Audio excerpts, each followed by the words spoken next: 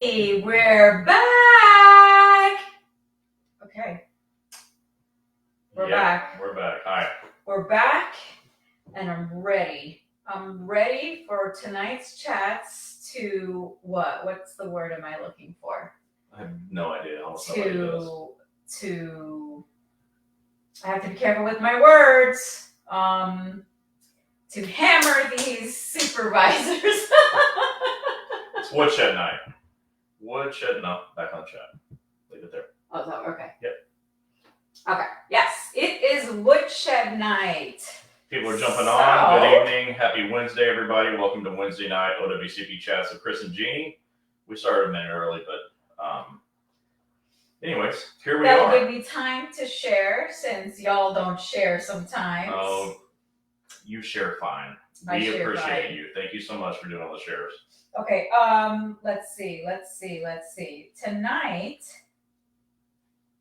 here we go. We are talking about the rules, laws, and regulations that management must follow. And you guys saw that I emphasized must. So while we're just getting started and everybody's hopping on, go ahead and share this or tag your friends. So when you tag your friend, you have to click the @ sign and then their name. That way it'll pop up on their account that you're requesting them to join this page. And this is why we tell you to share. This is why we tell you to click the follow button. So when we do go live or when we do have any posts, you guys get the notification just like any other notification.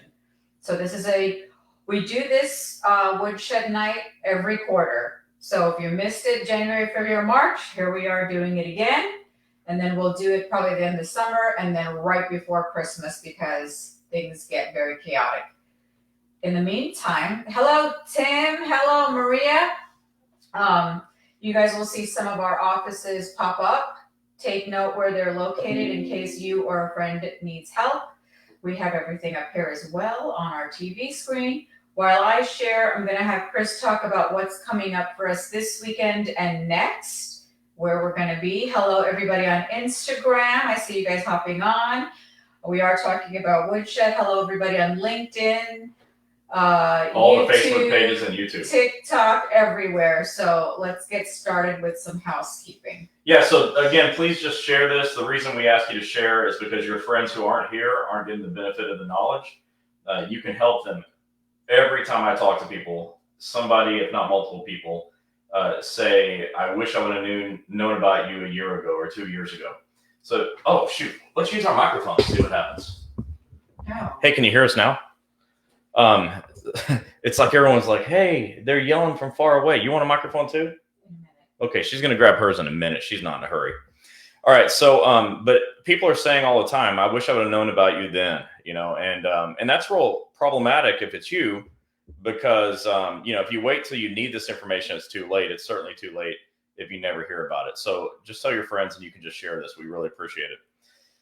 So we just came back from a couple of great places, not just because it was Las Vegas and the Rocky Mountains, although those places are great, but we were in Vegas.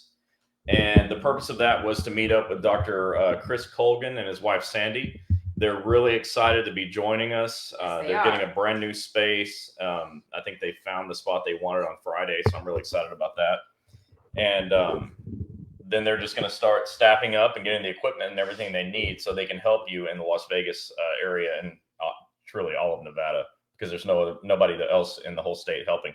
Yep. So we stopped off in Vegas and did that. While we were there, we won a few $100s playing roulette. Mostly she won. I lost mostly because she's got a knack for it. I don't know. I love it. I just stick my chips. I stick my $15 chips everywhere. And I had a crowd following me and putting all their coins on. Yeah, it's like a miracle. She just hits it every single time. Anyway, so we left there and we flew into Denver. That was each of our first time to be in Colorado outside of the Denver airport. We've laid over there several times, as we will this Friday coming up in 2 days. But we drove like an hour and a half up into the Rocky Mountains, which was a nice surprise. We didn't realize that's where this is going to be. We were 11 minutes away? Yeah. From the mountain. And so while we were there, we were teaching OWCP to an AFGE group, and that's actually housed in the Department of Labor. So it was really interesting. and great group. So I have a 3-hour class I taught, and we had such a good time. And I can't forget, because I see Tanya on here. The other thing we did in Vegas is we got to go see our friends, Tanya and Nino. And they were really, really sweet. You should see the spread that Tanya cooked for Gini and I. It was unbelievable. I'd like to say it was all just for me because it was that good. So we want to thank Tanya and Nino for being so yes, for their so sweet with us. hospitality. Yeah, it made it the trip to Vegas kind of feel like home. That's the first time it's ever felt like home.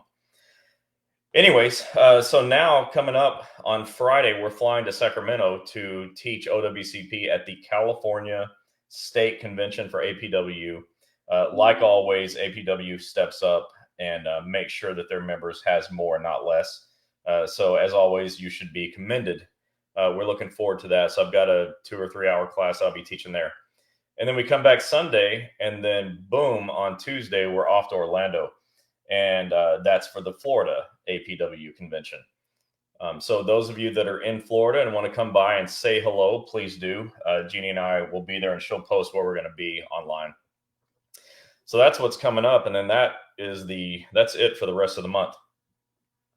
Outside of that, we're just here talking about chat. So tonight is Woodshed night. Woodshed night is my favorite night because it's the night that I take all your supervisors out behind the woodshed and give them the what for. I'm not for violence, but I am for using the rules, laws, and regulations. So while we won't actually use a 2x4 on anybody, my 2x4 will be my words. And tonight I'm going to go over with you the specific rules, laws, and regulations that your supervisors are routinely breaking.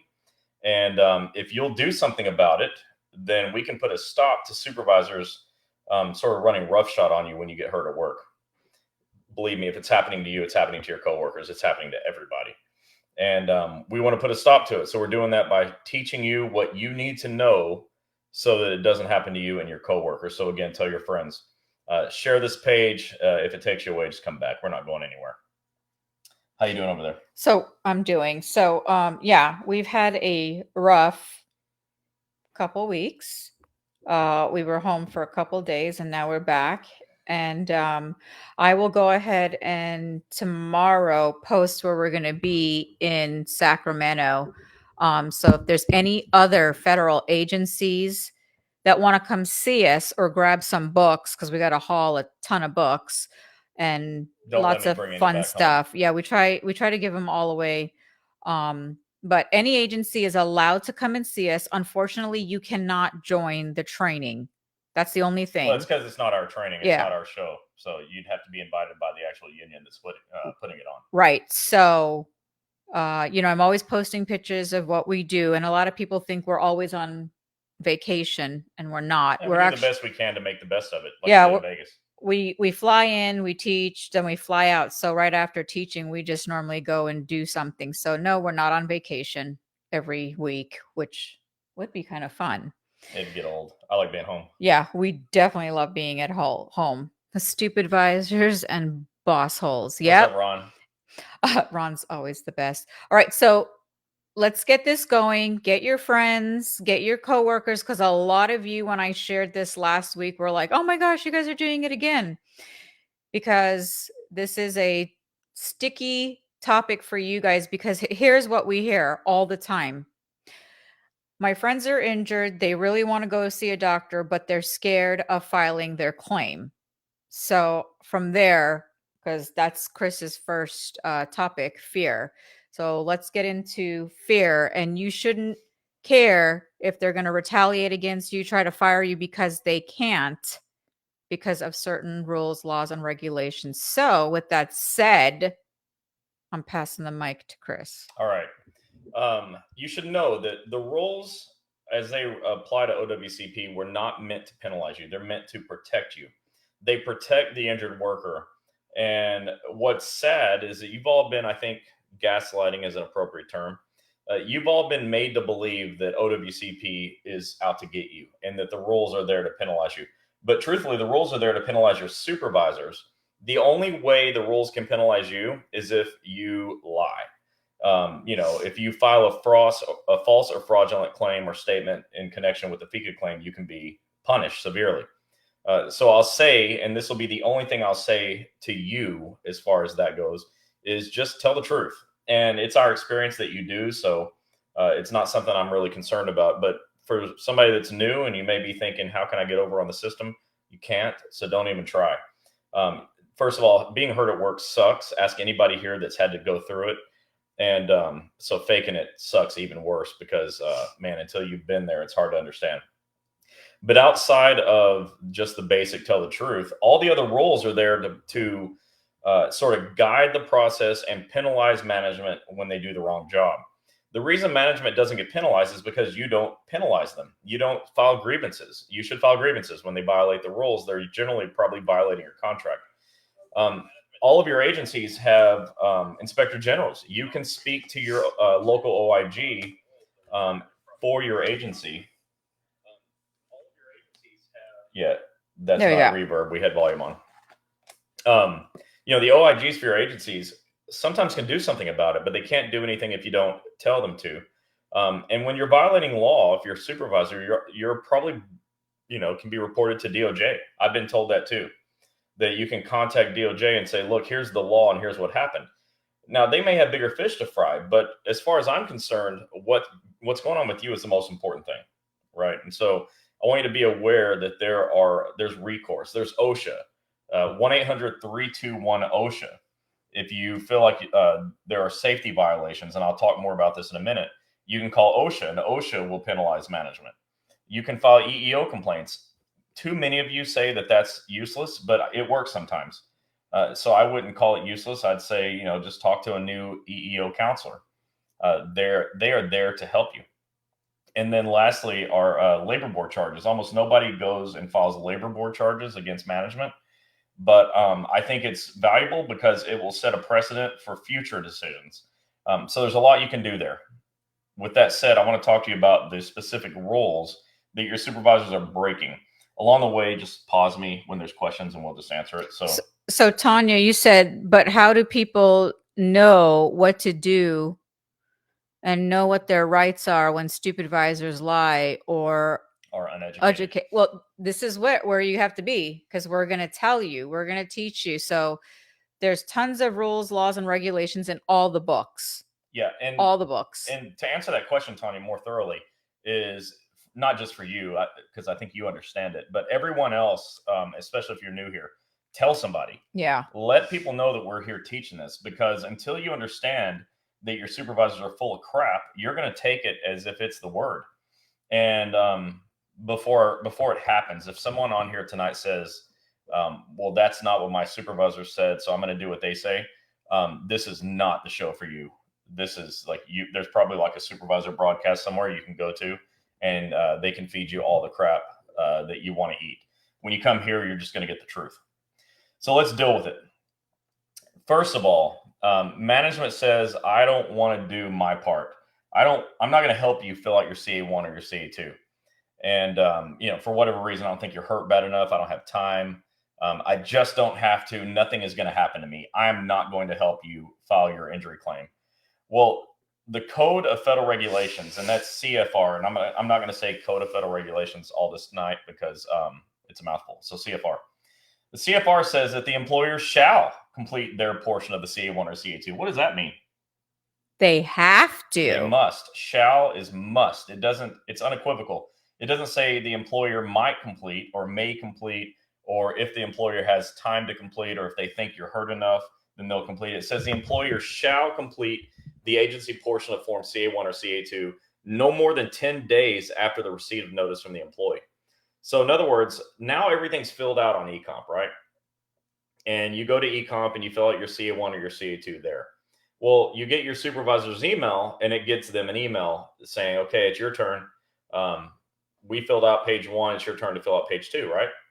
Well, from there, they have 10 days to submit that to the Department of Labor. So it doesn't say, they shall complete it and maybe send it in sometime. They shall complete it and turn it in no more than 10 days. And so when your supervisor says, I don't have to do that, or I don't have time to do that, well, sorry, because here's the law. And if they don't do it, then you've got, recourse. I just told you, file a grievance, call OSHA, 1-800-321-OSHA. They say that your 6th employee right is a right to report a work injury. So let's ask them if it's a violation for your supervisor not to do their job. So it's really important.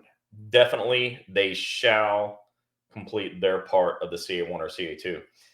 Now, in my opinion, the coolest thing that happened is e-com, because now everything's done online. It's all tracked automatically. You don't need the receipt of notice to prove that you filed your claim, because there's a date stamp on your email. So I think e-comp is great. And also, you don't have to sit in front of a supervisor and debate whether or not they need to fill out the form. They just get an email, and if they don't do it, they violate, they violate law in a couple of places.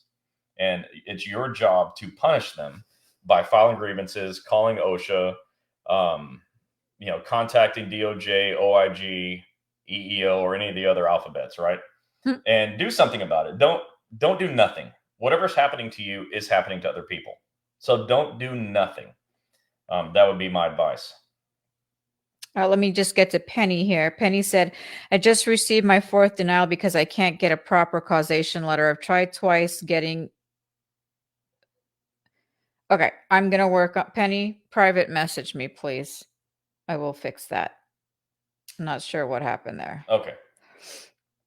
So that deals with just your ability to report the injury, is that you have an absolute right to do it, and the employer shall complete their portion within 10 days.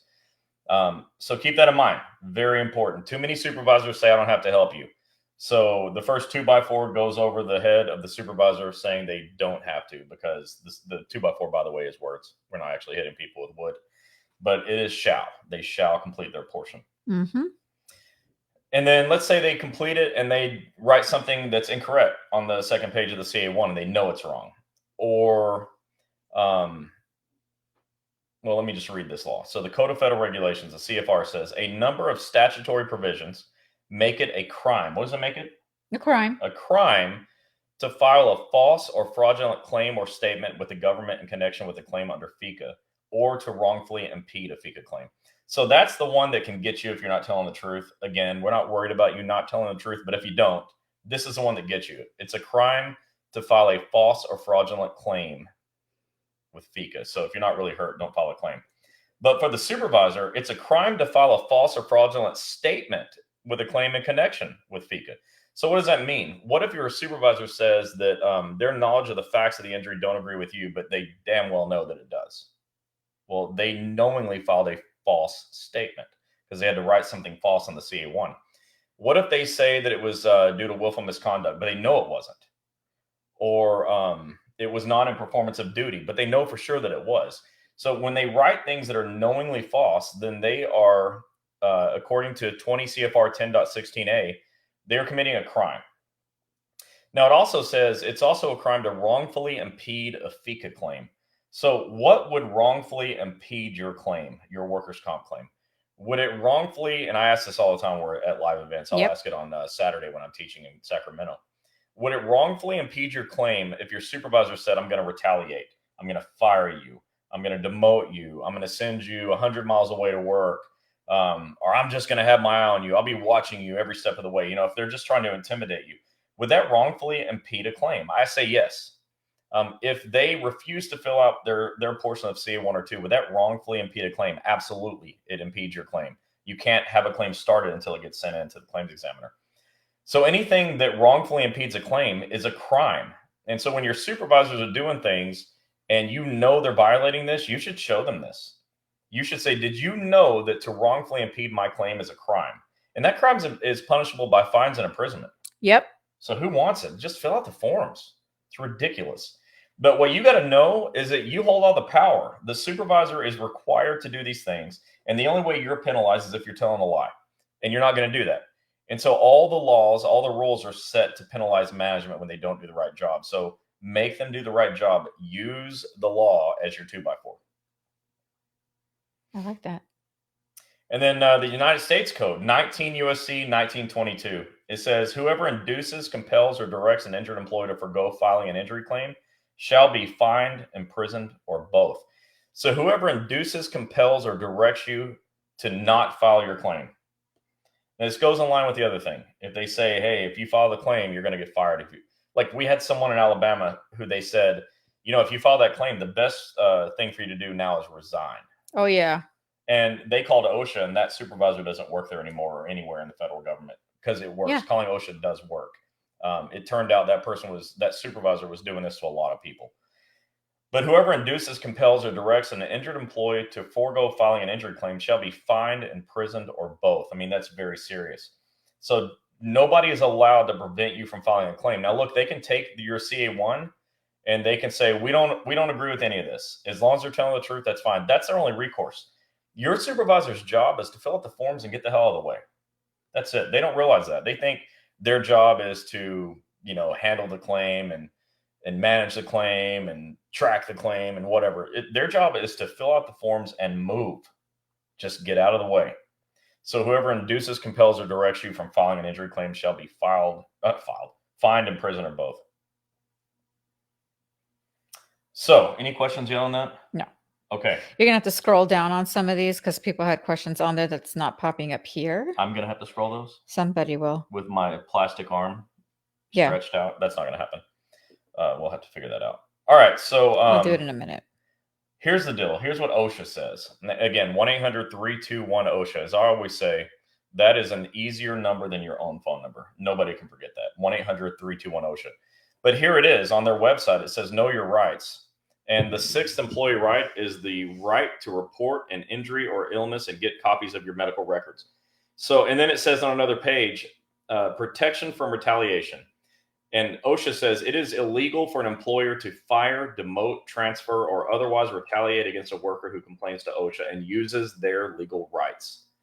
So if you use your legal rights and report a work injury, they cannot retaliate, demote, transfer, or otherwise, fire, demote, transfer, or otherwise retaliate. That's why we call OSHA, because when the supervisors do this stuff to you, you have to do something about it. And OSHA makes it clear that those things are not okay. All right, Dave Blevin said, I filed the CA7 12 days ago. They are still on undecided. I had to see my personal doctor because they wouldn't authorize me to get to see a work comp doctor. I finally found a DOL neurologist, but I can't see them sooner than September 11th. Dave, I'm not sure where you're located, but nobody can authorize you to see a doctor. In fact, the next thing I'm going to talk about is how it is your right to choose your own doctor. You don't have to go where they send you to. Go wherever you want to go. If it takes all day calling doctors, you can. You got to find somebody in your area that'll see you soon, because you're not going to get paid on your CA7s without some documentation. And I'm just hoping right now that your claim's even approved, because if it's not approved, you'll never get paid. So first you have to have your claim approved, and then you need documentation to prove you need it to be off of work. It's not just as simple as turning in a CA7. There's documentation that has to go along with it. If you need some more help on that, let us know. We'll be glad to help. Yeah. Aaron said, is there an actual time frame to file an OWCP 957 form? No. So the 957 is a medical travel refund request. In other words, if you drive up to 100 miles round trip to see the doctor, you can be reimbursed for your mileage. You can be reimbursed also for hotels, airfare, Uber, Lyft, buses, taxis. But some of that stuff you'll want to get prior authorization. In other words, call your claims examiner and ask if they'll cover it if you have to, fly or stay overnight someplace. Even meals sometimes can be covered. But to answer your question, in the rules, there's nothing I've ever found that says there's a time limit on this. And so when your claim gets approved, that's when you turn in your 957 form with your documentation so you can get reimbursed. Miss Abdul said, I filed a CA7 more than twice. It's been rejected that I didn't fill it out right. How can I get someone to help? First of all, your OWCP claim has to be approved. We do have a link on how to fill out CA7s on our website right here. It is OWCP, where is it? How-to videos. How-to videos. There's how to fill out a CA7. There's how to fill out CA1s, 2s, and 7s, and so many more that Tom did. So go to that website, federalinjurycenters.com, and you'll be able to find how to fill them out there. Yeah, but she's right. I can't stress enough. If your claim's not approved, you're not getting paid no matter what. And then once it is approved, you need proper documentation to get paid.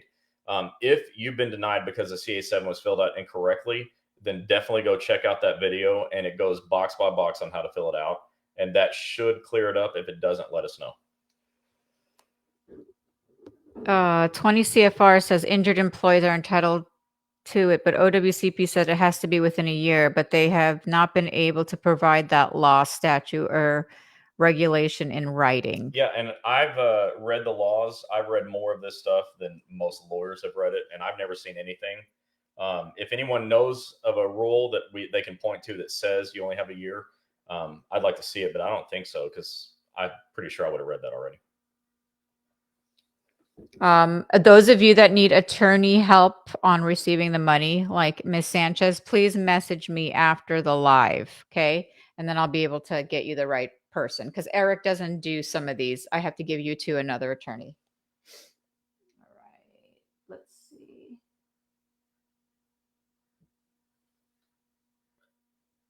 Can you read that? Yeah. So this, let me just read it. I have a claim I filed last year when I filed. The supervisor challenged my claim. Well, they do that. The doctor wrote why I believed my condition was caused by work, and DOL then made the decision to fully accept my claim, which they should because the supervisor doesn't have a medical license. I since had 2 surgeries, which I'm currently off work for. After my second surgery, almost a year after approval, the occupational nurse at the post office wrote my claims examiner saying she wants to challenge my claim. The post office has an occupational nurse. Okay, that's a different thing. Yeah. But okay, that's probably okay because I like your medical doctor's odds at beating a nurse in a challenge, so that wouldn't bother me at all. Can they do this after they already approved my claim? I'm going to tell you, I never see that, so I wouldn't worry that much about it. And a nurse does not trump a doctor ever. The work nurse and I have had many issues in the past, and I feel she is trying everything she can to make my life hell. What can I do to stop her? The beautiful thing is she's going to get stopped. The system is not going to allow for her to overrule your medical doctor, so I wouldn't sweat that at all. What else we got? This one here. My claim was accepted. Okay, so Deanna said, I filed 2 weeks ago, heard nothing out of my FMLA using leave time. How would I know if the postmaster filled it out or not? So go to ecomp.dol.gov. That's where you should have filled out your CA1 or 2, whatever you filled out. And your case file is going to have the completed form in it. You can also call your claims examiner and ask if it was filed. So let me just let you guys know, when you guys file your reimbursement for mileage, you can only get 100 miles round trip. Okay. And if you have to go over that, you do need to contact your claims examiner. Yeah, because let's say you try to report like 101 miles. There's a real good chance they won't pay you for any of the first 100 either. It's ridiculous. So if you're going to have to drive more than 100 miles, get prior authorization. Jose, I was rear-ended on my LLV mailman truck 3 years ago. All went good for a couple of years until IME said I was good to go back to work. Then my doctor appealed and it was opened again. Then they sent me to a referee and they said I have a degenerative disc disease because of my age and was closed again. And I don't know what to do. I have 30 days to answer the letter. Chosen may be hearing, but I do need to find a doctor. Yeah, you're going to need a doctor to write medical reports that support your case. You know, I always say that the best thing to do is go to work as soon as medically possible. I said that on a post once, and somebody kind of gave me a hard time about it. And I said as soon as medically possible, not as soon as your supervisor wants you to go. That's 2 different things. Even if it's with restrictions, there's nothing better than just clocking in and getting paid. Because when you're out of work, you have to support it with documentation and fill out CA7s and suffer through, payment denials. I just prefer you to go to work when you can, physically, safely, and not worry about it. For claims to get closed, these things happen. You have lifetime medical. So setting payment aside, you get to get help for your condition for the rest of your life, as long as the help you're getting is related to the original injury. As far as payment goes, though, they're not going to let you be out of work forever, no matter what. And so I would just do the best possible to get back there at some level and have your supervisor write a limited duty offer so that you can clock in and get paid without having to jump through hoops. Yeah, the percentage, if you guys just Google what the government rate is for mileage on Google or Ask AI, it's going to tell you. So, I mean, we don't know. Sure it is. It's probably around 56 cents, but I don't really know. We don't know 100% sure. And so I don't want to give you the wrong answer. Neither does Chris. So you'll have to Google it or talk to somebody in your union. Or your claims examiner if you get to. Miss Abdul said, my claim has been approved. I need to claim for those missing hours of going to physical therapy. Yeah, so to do that, you fill out your CA7 and your CA7A, which is a time analysis form. And you need to attach documentation that you were at therapy. So a printout of your appointments. I would prefer it to be signed by the person who did your treatment, the therapist, the doctor, whoever, to prove that it's legit. Oh, Lindsay, you said for travel reimbursement, what if the case isn't accepted yet or even denied? But do you need to travel more than 100 miles? Will it be reimbursed at the point? Unfortunately, it's only 100 miles round trip. And if they have to go over, if they Googled and it was like 112 miles, they have to contact the claims examiner. That's what we've been told. Eric has said it. You've got to contact the claims examiner. And your claim must be approved. Yeah. You can start filling out your forms now so that you're ready to go, but the claim has to be approved first. There's no way around it. You have no benefits without an accepted claim. All right, this is a good one for management. Is there any recourse for being treated poorly by supervisors because your doctor has put you out of work? Example, blaming you for other employees not being able to take their time off and telling you how mad they are, threatening DRAC, and just plain talking nasty to you or hanging up on you. Yeah, you want to have grievances filed. You want to contact EEO and talk to an EEO counselor and tell them exactly what's happening. I cannot stress enough to you. Don't exaggerate. Don't add to it in any way. Just the hard facts. That's it. This happened. This happened. This happened. Not your opinion of what happened, but what happened. Because what you want is for the EEO counselor to just have a clear picture of what it is and not be thinking, all right, this one just got a problem. This one's got a personal issue. You don't know who's on the other end of the line when you're talking to them. So just give them the facts. This is what's happening. Is this a violation? Yes, you can get any claim reopened. You just got to go to a doctor that knows how to reopen the claim. Yeah, and it depends on the reason it was closed, but Yeah. once you know the reason, it makes it easier to get it reopened. Okay, so Kim Maiden said, I drive from Chattanooga, Tennessee to Huntsville, Alabama twice a week for PT. I was told DOL won't reimburse my mileage because I can go somewhere closer. I choose to go to FIC because it's easier to stay on top of my paperwork. Is this correct? Well, to say they won't reimburse you, I mean, it's partially true. They usually don't, but they can reimburse you. And so you can always try. You can ask. You're not breaking any rules by making the attempt. But you got to just, in the end, it's a personal decision. What's more painful, not getting paid for mileage or not getting, your claim handled properly? And whatever you decide, that's what you do.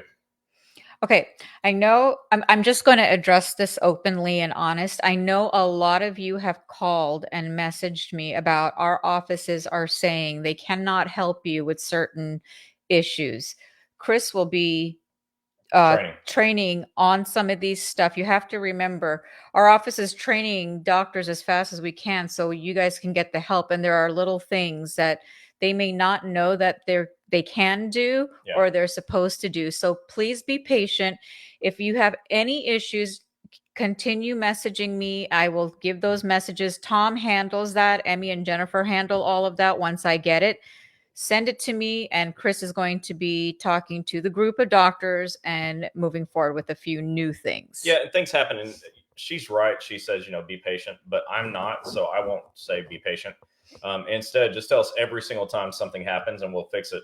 Just remember, we've got 50 offices and growing, and all the offices have staff, and staff turns over. You know how turnover happens. Then you got new people. These are not good excuses. In fact, I believe they're bad excuses, but they're the reasons. And so we're going to handle it. But I appreciate the feedback. That's the value of this franchise. If you go to any individualized one-off doctor's office, you're at the mercy of whatever the ideas are in that one office. Yes. But here, the offices are at my mercy. And so you let them know, or you let me know what's going on, and I'll fix it. When Chris is teaching you and telling you, yes, our offices do handle, like say COVID or mental health issues, they may not understand how to do it, or maybe they just weren't trained on it. So we are going to handle it. We're going to take care of it. So whatever he's saying, yes, please continue listening to what he's saying. Yeah. We're going to help you with all these situations because we know how.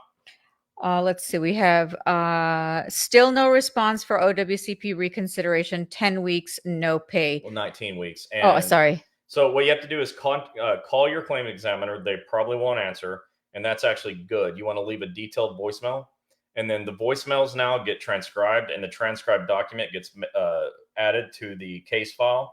and all documents have to be reviewed by the claims examiner. So you'll actually get a response by leaving a voicemail. All right, so we're going to stop there because we still have a lot to do with supervisors. So let's get back onto that. So hold your questions, and let Chris continue. This is woodshed night, folks. We're taking supervisors out. Okay, so the next thing is about, actually, I'm going to skip over here. Okay, the time to report an injury. We are just in the AFGE group, and I said, how long do we have to report an injury? And like always, and it's not just them, it's everybody. Yes. They said 30 days. No, that's how long you have to report your injury. That's a CA1, and you still can have COP. That's what 30 days is. But you have 3 years to report your injury. 3 years. Somebody says 3 years. That's ridiculous. Okay, maybe. But it's not ridiculous if you've got time you want to be reimbursed. It's not ridiculous if you've got mileage to be reimbursed. It isn't ridiculous if you couldn't find a doctor and the doctor you did find took your health insurance and you had to pay deductibles and you like to get reimbursed. And it's not ridiculous if you want to be eligible for a schedule award and the window of time of 3 years is not closed yet. So now you're eligible. And it's also not ridiculous if you want to have lifetime medical benefits that you don't pay out of your own pocket. If the thing comes back like a recurrence, you want to have the claim accepted. And if it's a recurrence and you've been using your health insurance, well, it's your health insurance. The other thing is, and she said this and it's just stuck with me a few weeks ago. Do you all realize that when you use your health insurance, because you went to a doctor who doesn't have OWCP knowledge or won't bill federal workers' comp, do you know that when you use your health insurance that your claims go up? Yeah. Like, let's say you have Blue Cross, right? The more you use Blue Cross today, the more you're going to pay for Blue Cross tomorrow. So the more you use it, the higher your claims are going to be, or your premiums are going to be next year. So let's say like you're having, I don't even know, I just picked a number, $250 a month taken out of your check for health insurance. But everyone is using their health insurance for their work injuries. Well, next year, expect your premiums to go up to $350 or $400. I don't even know. But when you don't use OWCP, your health insurance premiums are going to go up. That's how insurance companies work. They don't care about you. They care about their bottom line. So that's how they handle it. But you have 3 years to report these injuries. So tying this back in, if you've been using your health insurance all this time, you can stop. Report this as an OWCP claim if it is a legitimate injury. Remember, don't lie. But as long as you're telling the truth, report it. So you have 3 years, and the Code of Federal Regulations says a notice of injury must be filed within 3 years of the injury. The United States Code said an original claim for compensation for disability or death, must be filed within 3 years after the injury.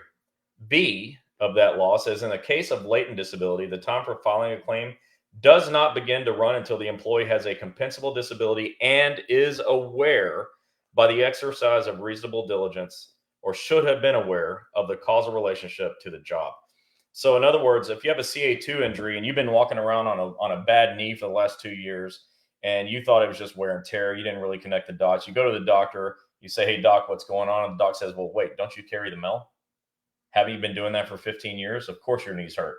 Well, today you now have 3 years because you exercised reasonable judgment. You were reasonably made aware that this is a work-related injury. So although you've been dealing with it for 2 years, you now by law have 3 years to report it. But don't do that. As soon as you realize it's work-related, report right away. And your supervisors may give you a hard time, but just refer back to the other things. They shall complete their portion. Whoever induces, compels, or whatever prevents you from filing a claim is committing a crime.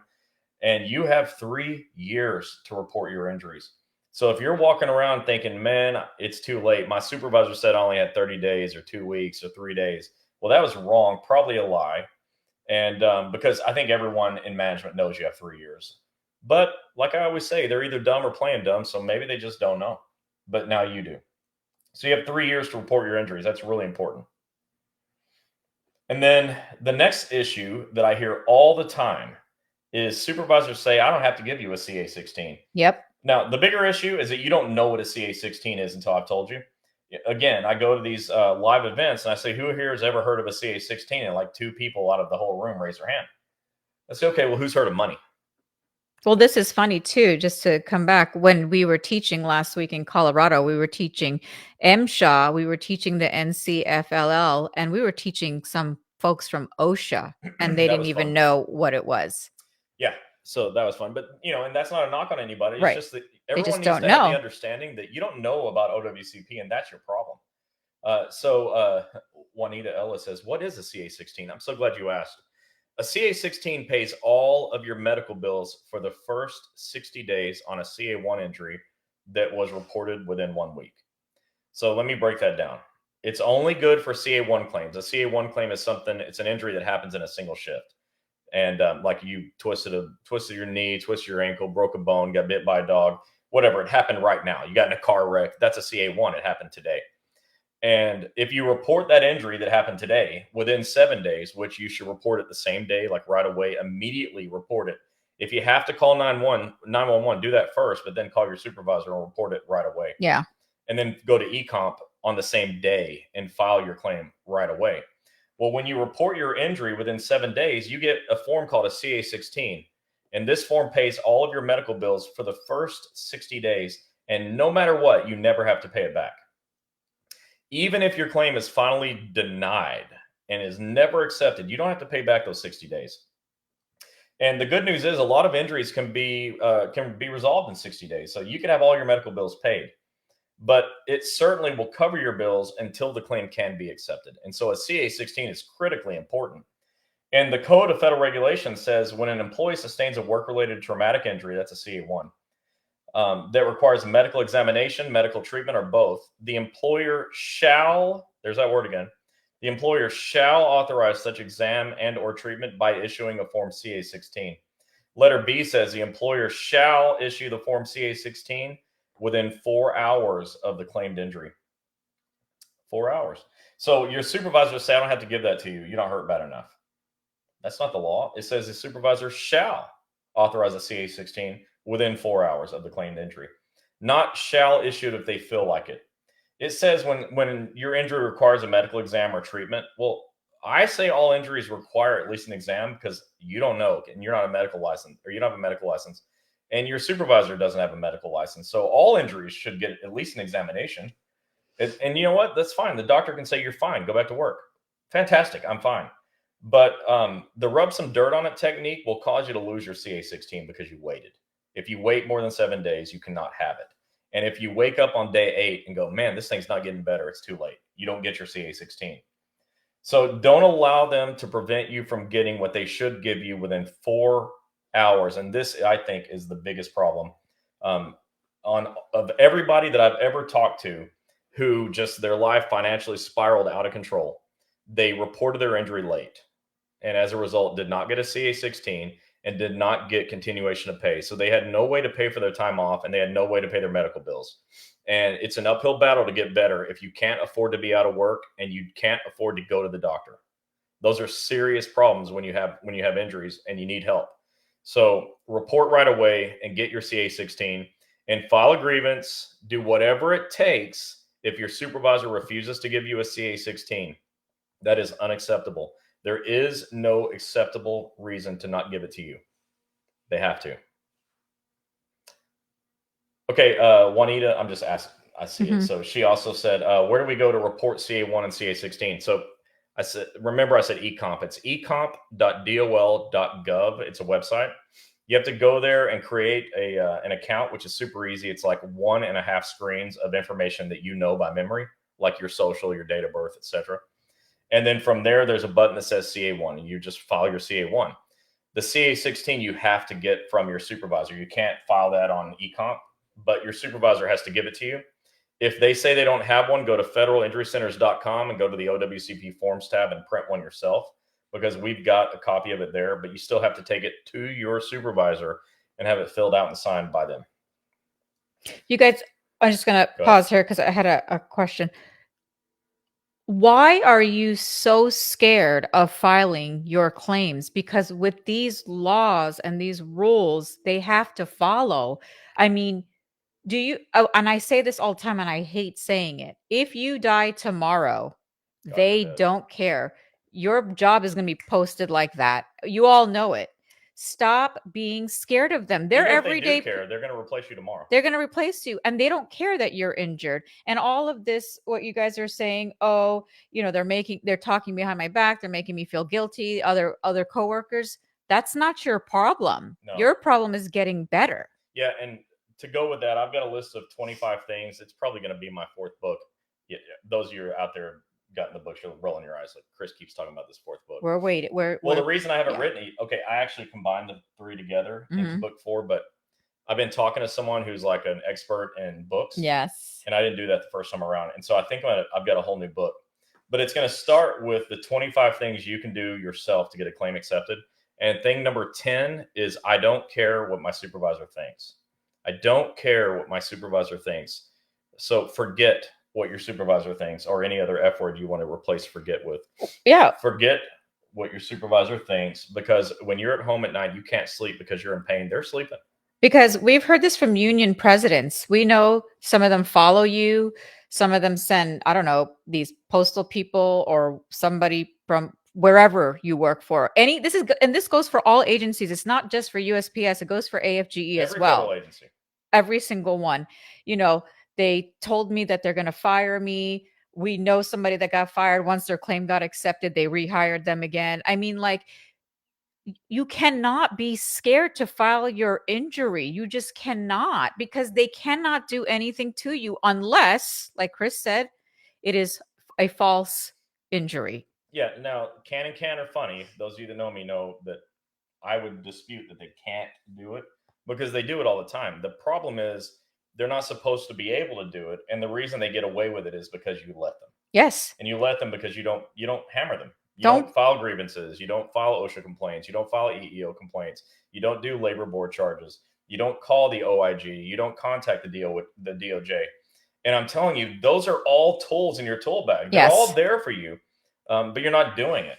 I'm looking forward, and I'm sorry to supervisors. I'm not at all, actually. I'm looking forward to the first person getting fined or thrown in jail, because it's only going to take one. When one person gets fined or thrown in jail, the word's going to get around, and this is all going to stop.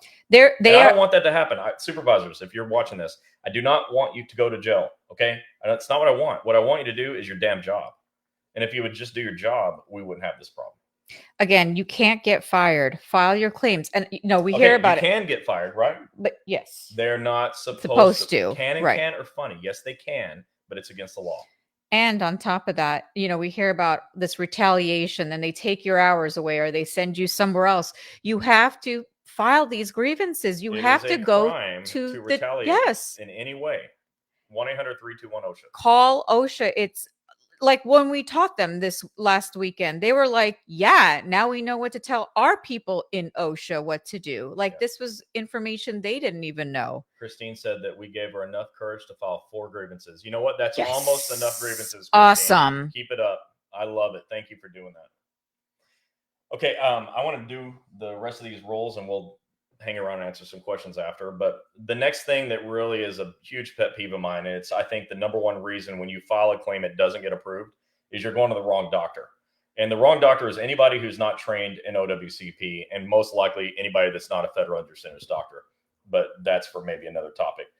You have the right to choose your own doctor, and your supervisors are all the time telling you have to go to the urgent care. If you work for the VA, they're telling you have to go to see the VA doctor. If you work on a base, they tell you have to go to the employee health center or whatever. You don't have to do any of that. The CA-10 says you have the right to choose the physician you initially see for medical treatment. What does initially mean? It means first. It means they can't tell you where to go. That's on the CA-10, what a federal employee should do when injured at work. The CFR says the employer, and this is a joke, okay, but it's in the law. The employer should advise the employee of the right to his or her initial choice of physician, and the employer shall allow the employee to select that physician, a qualified physician. So not only do you have the right to choose, the supervisor is supposed to tell you it's your right to choose. Yes. Not tell you have to go to the urgent care that's staffed by a nurse practitioner that won't get an MD countersignature. And even if they did, they won't write an adequate report, and so your claim won't get approved.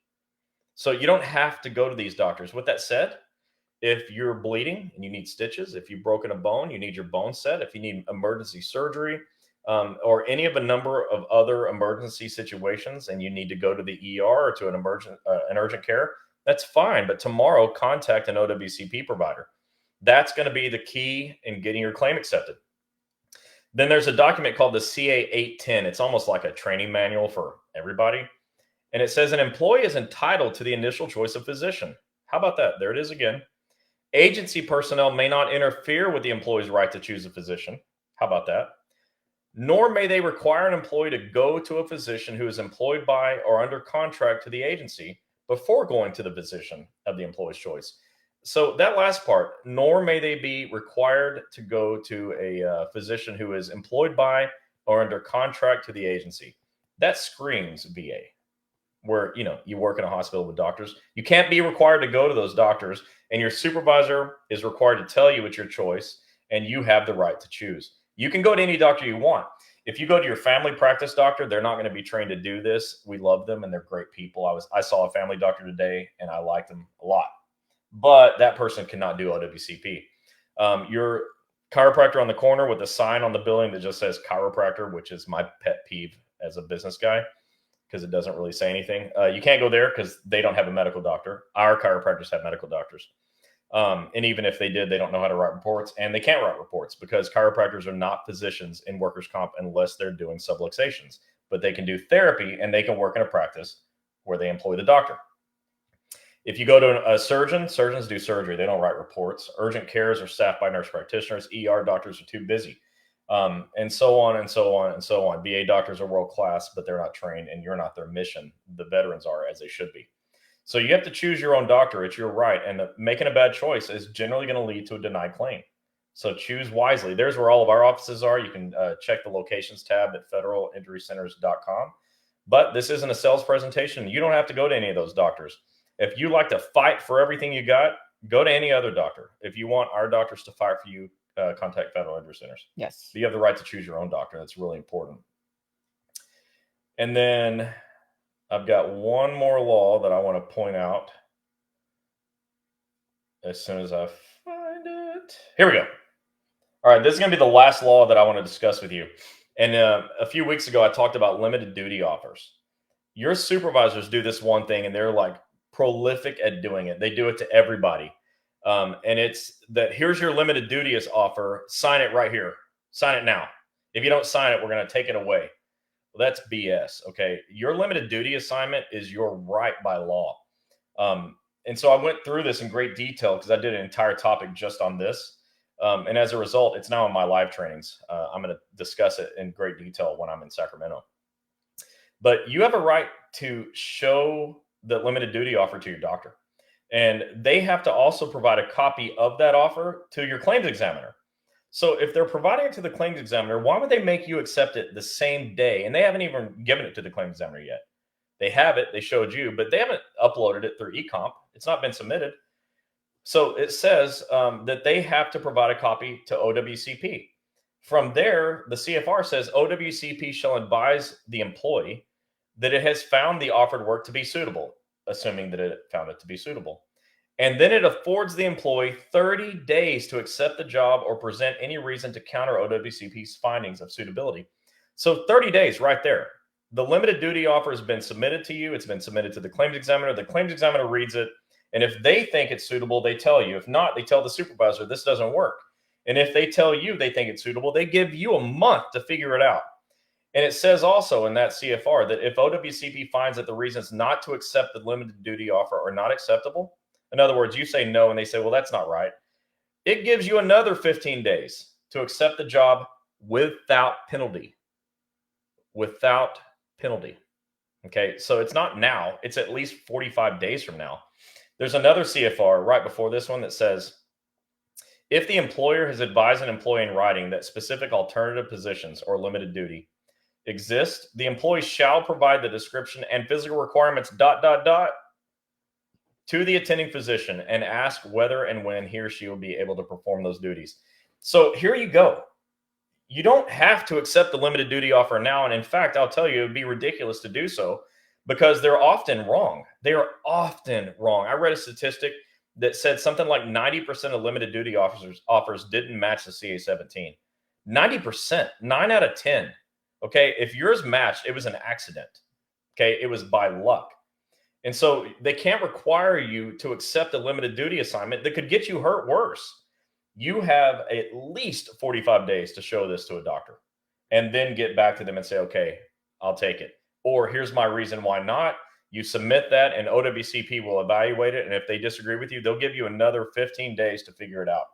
So don't accept limited duty offers right in front of you, and have this rule. It's 20 CFR 10.515 and 20 CFR 10.516. That's the rules that say you have 30 days, 15 days, and you can show it to your physician. Those are really important. And your supervisors are using this against you. They're putting you in a really bad spot. Just for this alone, they deserve to go behind the woodshed, because this is what's going to get you really hurt. And here I am telling you, and I started this thing off, that the surest way to get paid is to go to work and clock in and take a limited duty assignment, clock in so you're getting paid. Well, here your supervisor is making that really, really hard for you, and you shouldn't allow it. So remember, these are the rules, and you file a grievance. If they try to push you, you file a grievance. If they try to push you to sign this thing before your 30 days and your other 15 days, contact OSHA, 1-800-321-OSHA, and have these laws in front of you and say, hey, OSHA, the supervisor is trying to make me go back to work, and it might not be safe. Here's the law. Is this a safety violation? Okay. Probably. I know somebody asked about exactly what Chris is talking about. Right after this live on the limited duty offers, I will go ahead and post this onto the Wednesday night chats, so you guys have the actual entire law. So we'll go ahead and I'll go ahead and post that for you. Yeah, I'll do it, because I'm making a picture out of it right now. So I'll turn it to a JPEG, and I'll give it to you, and you can print it out and keep it with you. Yeah. Hello, Alicia and Dr. Harper. Hey. Hello, Jeremy from Alabama. What's happening? Jesse said, what if they refuse to let you work your limited duty offer and tell you to work a different job, or they're going to walk you off the clock? Well, okay.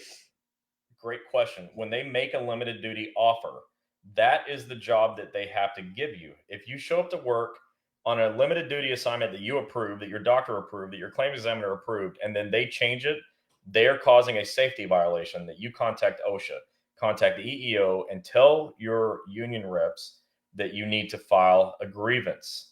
They cannot go against the doctor. They don't have a medical license.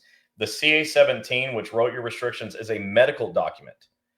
What supervisor has a right to change a medical document? That's ridiculous. Okay, so don't allow for that.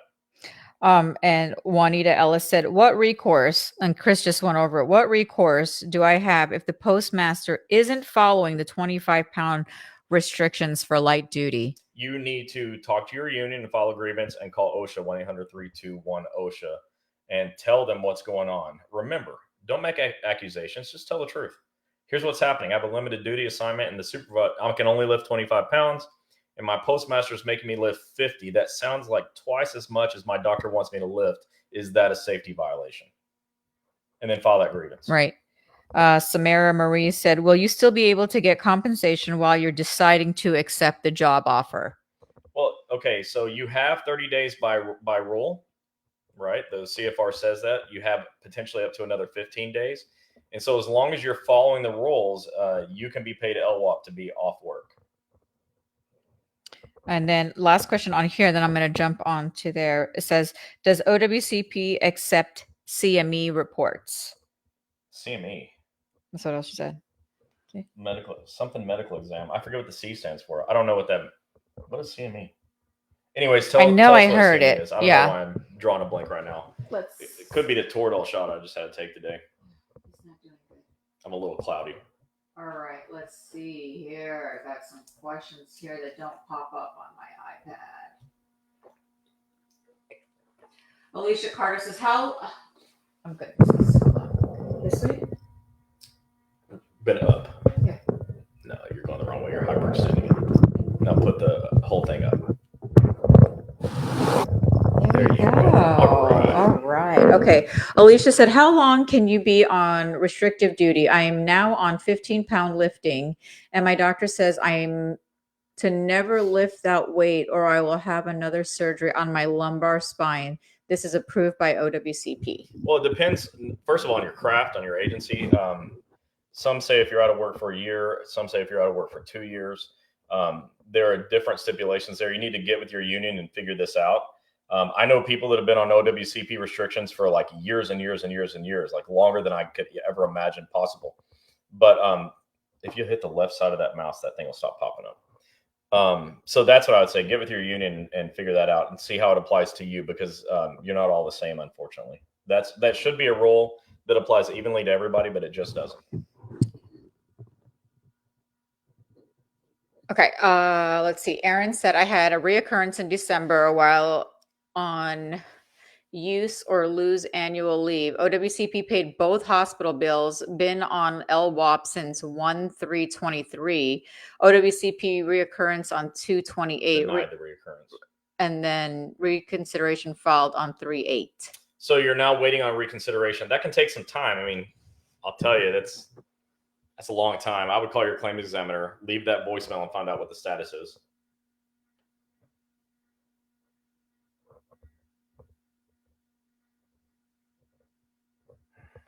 Okay, Rob said, I also have a back injury case. I received a schedule award, but my back is worse now. Do I have any options? Yeah, hang on just a second. Scroll back up to that last one that you clicked on. Unclick it. Click on it again. Just click on it again. There you go. Okay. Keep using that. So she's got a different computer than me, so she's using the mouse pad wrong because I have a different one. You just click the left side. Okay. All right, go ahead. I just read it. Well, now you have to read it again. I also have a back injury case. I received a schedule award, but my back is worse now. Do I have any options? Yeah, you can get reevaluated for that award. And if it's worse, they can actually give you a higher impairment percentage, and you can get paid the difference.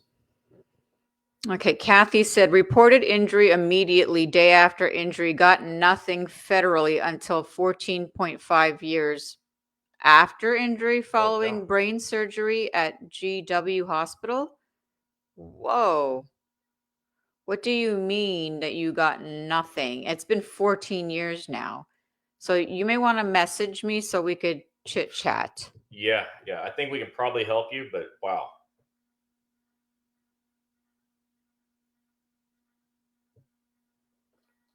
Okay, so there's a question here about COVID, and the COVID rules have changed, and it's very complicated, and I don't want to go into COVID because I've already used an hour. What I want you to do to the person who wrote a COVID question is send us a private message, and I'm going to help you individually.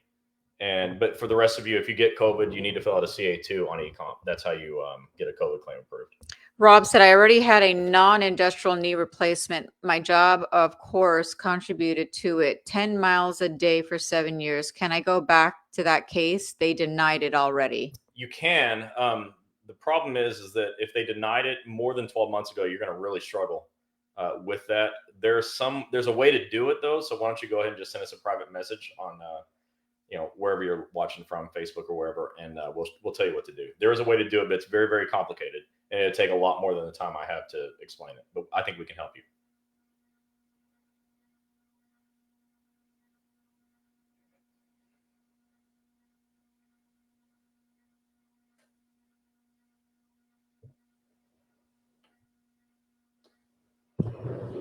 My doctor who awarded my Fed TBI justice was head of neurology at GW Hospital. He holds his own practice in Friendship Heights in 2023 and wrote 7 medical correspondence to labor. Initial 2 one-liners brought my case to award 14.5 years after my Fed TBI induced. Well, that doctor did a monumental job.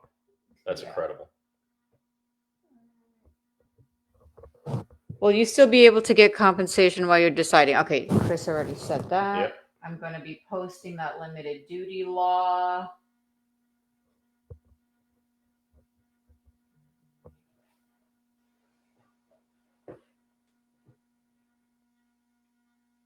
Okay, Jeremy said, if you're on limited duty assignment and you have been scheduled for surgery, do you automatically get to go back to the limited duty assignment? Well, if you have surgery, your CA-17 is going to change after the surgery. So I'm going to tell you your limited duty assignment is going to have to change too. Thank you. Barbara said, shout out to the Lando Lakes, Florida. Love all the employees at the office. Dr. K, Max, Mitchell, Lisa, Jeff, Gina, the best.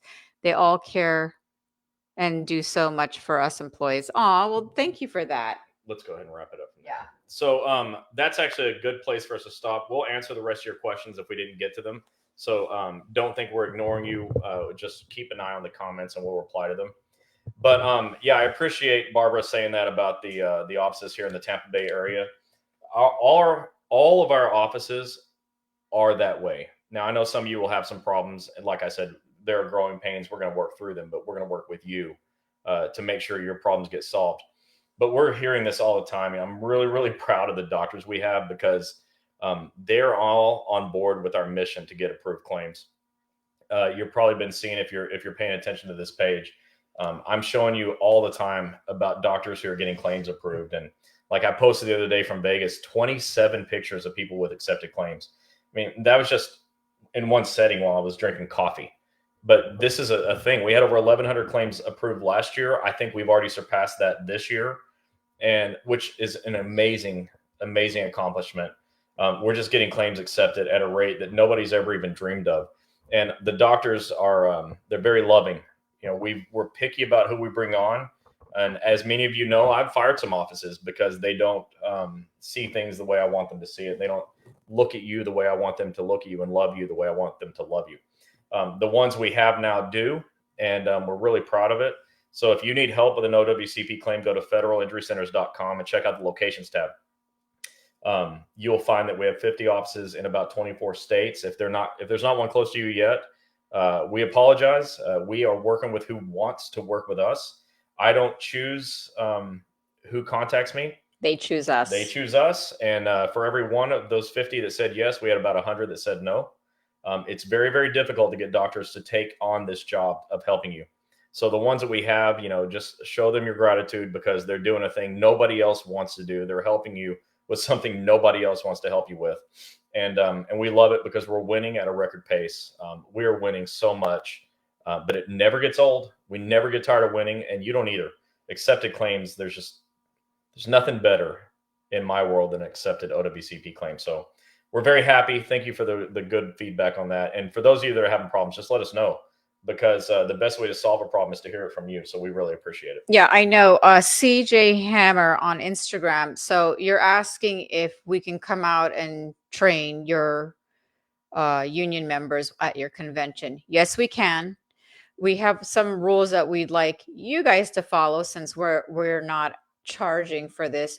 The room's got to be filled with all the people there to understand what's going on. We can't do these little, we want everybody there. 10, 15 people here and there. Okay. So it's got to be filled. We just need a projector. We need 3 hours max. And Chris plugs into the projector and we do our 3 hours. We will stop for breaks and then come back, and then we'll have books and things to give away while we're there if you come to the convention. Yeah, and then outside of that, please share this with your friends. Let people know that we're here on Wednesday nights teaching OWCP. We'll have a different topic next time. Tonight's topic was woodshed night. I was less brutal on supervisors than I'm used to, but I've been told that I need to be a little nicer. And so, you know, I only said they're dumb or plain dumb once. I didn't say it. Well, I said it twice now. But I didn't say the third time that they're dumb or plain. Well, I did that too. So I'm going to have him stop because he's not all there. So I will be posting the limited duty offers. I will be posting where we're going to be when we get to Sacramento. And no, we don't have any offices in Sacramento yet. Joe is working on that. And yes, you can come see us. We will have a table there. But again, remember, it is not our convention. It is the APW state convention. So you cannot sit in on their training, but you definitely can come talk to us about any of your issues that you are having. Come grab some books and the stuff we give away and come say hello. And then we'll be heading down to Orlando for APW next week. We will not do chats next Wednesday. We will be back on the 31st. We're going to talk about reconsiderations because I see a lot of you have reconsideration questions. So we're going to talk about reconsiderations, all the different types of appeals and why we choose reconsiderations. And we're also going to do Q&A. Yeah. So come on back next week. I will answer any other questions after this. And again, if you have any personal messages, just message me privately on chats or on my Gini Helms page. And we'll actually be doing Wednesday night chats from Orlando next week. from our hotel at the APW convention. We're there on Wednesday. No, we're not. It says it right there. Yeah, but we're not doing that from there. We're not? No. So how are we going to do chats next week? We're not. That's why I just said we are not doing chats next attention. Wednesday. We are doing it on the 31st. Reconsideration and Q&A. That's a bummer. I want to do it next week, but she's in charge. Yeah. So we have things planned while we're there. Oh. Yeah. So we will see you guys back on the 31st. I will get everything posted tonight. Any other questions, message me. And thank you guys for joining in on Woodshed Night. Yeah, that was fun. Thanks a lot for your questions, and I hope it helped. She'll post that limited duty offer thing shortly. Bye, guys. Have a good night.